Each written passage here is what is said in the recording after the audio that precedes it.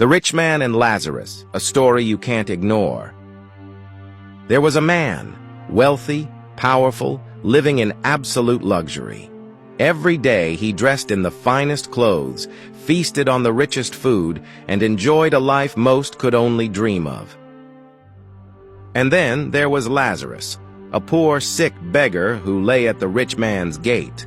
Starving, covered in sores, he longed for just the crumbs that fell from the rich man's table. Dogs were his only companions, licking his wounds as he lay in misery. 2 men, 2 lives. But then everything changed.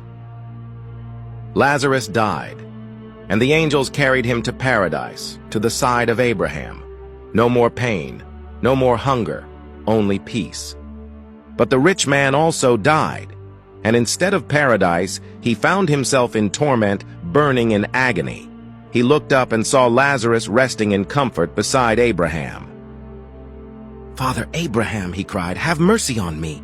Send Lazarus to dip his finger in water and cool my tongue. I am suffering in this fire." But Abraham responded, "Remember your life? You had everything. Lazarus had nothing.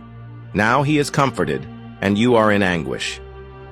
Desperate, the rich man begged, "Then send Lazarus to warn my brothers. Tell them the truth so they won't end up here." Abraham shook his head. "They have the scriptures. If they won't listen to God's word, they won't believe, even if someone rises from the dead." Silence. The reality was clear. It was too late. What does this story mean for us today? We live in a world that chases comfort, wealth, and success. But what happens when life ends? Have we invested in things that last? This story isn't just about money, it's about what we value. Are we ignoring those in need? Are we so focused on ourselves that we forget eternity? God calls us to open our eyes before it's too late, because one day we will all face the truth. So the question is, are we truly living for what matters?